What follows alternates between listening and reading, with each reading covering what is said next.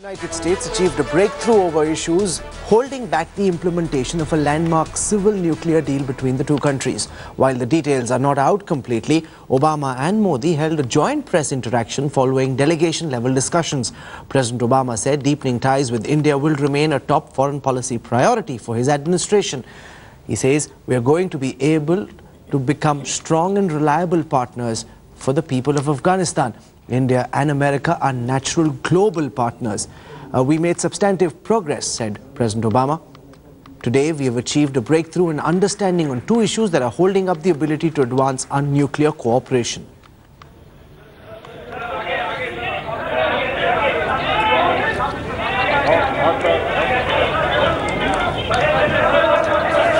Let's get some reactions now on this big press statement that's just been put out. We've got Veena Sikri, Meera Shankar, Rajiv Dogra with us, also General Ashok Mehta. I'll start with you, Meera Shankar, on the personal chemistry that we've seen. The question also in the press conference was on the personal chemistry out in the public glare. This meeting of bilaterals of principals, has this happened earlier? One-on-one bilateral meeting held in the camera glare? Well, one-on-one meetings have been common, generally outside the camera glare. But I think the important thing is not the personal chemistry, which is useful at the margins in resolving issues. I think what is really important is that the two countries are taking a strategic view of their relationship, that they have made progress on issues which were holding it up. Take the nuclear issue. I mean, for the first time now, after 6 years, you're seeing the possibility of the two plants which were to be built with US cooperation, one by GE, one by Westinghouse, moving ahead.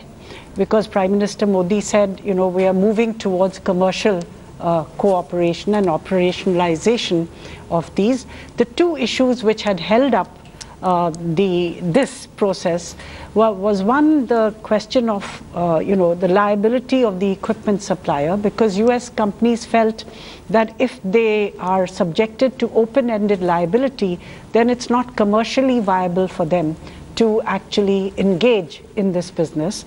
The second one was clause 46, which deals with the whole issue of torts and any individual suing or third-party litigation. And I think on both these, we have to wait and see what the details are. But India had offered an insurance pool with some degree of contribution by the General Insurance Corporation to address the concerns of US companies. And on the question of tort, I think the government was willing to offer an assurance or clarification without really amending the legislation. That would have been problematic. And on the US side, I think there was the clause on tracking and monitoring by the US itself rather than the IAEA.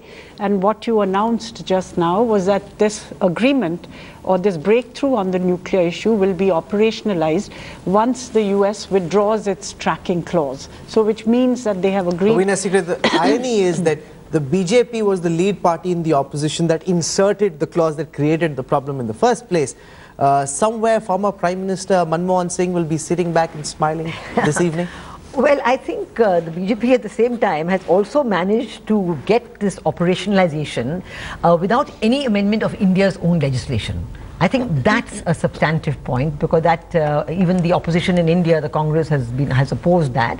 And for Prime Minister Modi, it has been a great success because he has been able to get the agreement from the US without amending India's local legislation at all. And I think that's going to give a big fillip to the quick operationalization by all the amendments that Meera spoke about just now.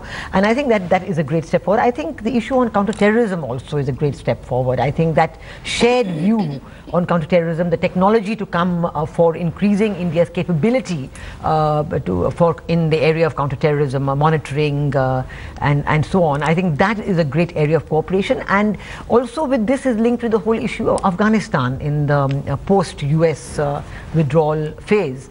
and India's role in that, which has been recognized today and spoken equally by both Prime Minister Modi and President Obama. I think these are two very important takeaways. I think the third one is this global natural partnership between India and the US, and both leaders recognizing it.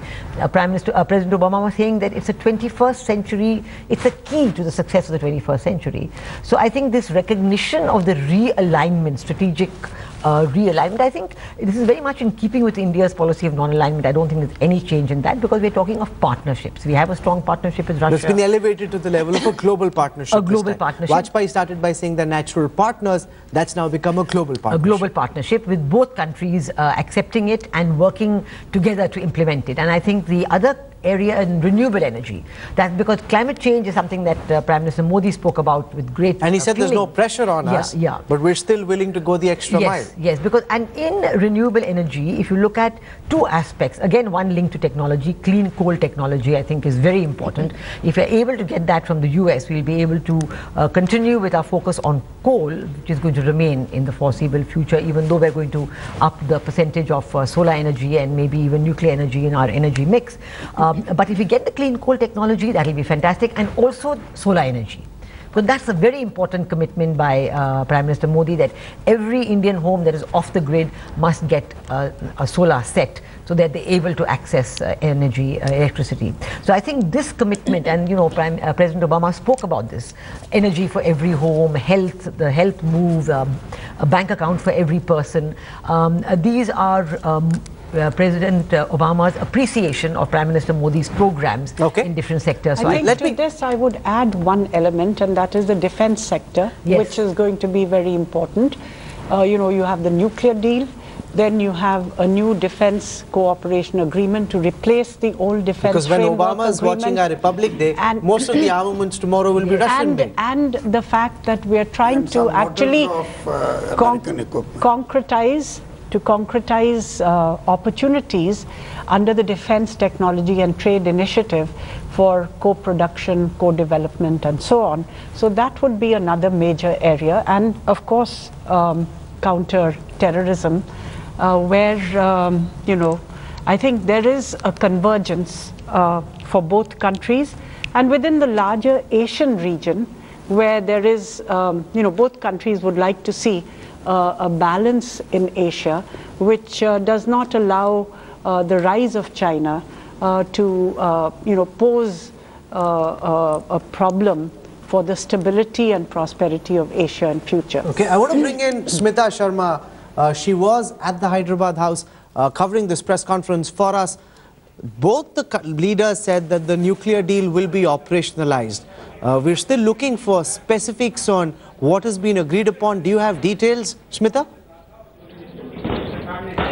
Well, Rahul, you know, as we have been reporting, of course, since morning, that we are expecting that breakthrough, and clearly it has been stated now that the agreement will now move forward to the commercialization path. So clearly, you know, as far as that insurance pool concern was there for the American suppliers as well as the Indian suppliers, we do know now that there will be a creation of a, you know, an insurance pool will be created of close to 1,500 crores, of which 750 crores will be pooled in by companies, and around 750 crores, in fact, will be backed by the government itself through GIC.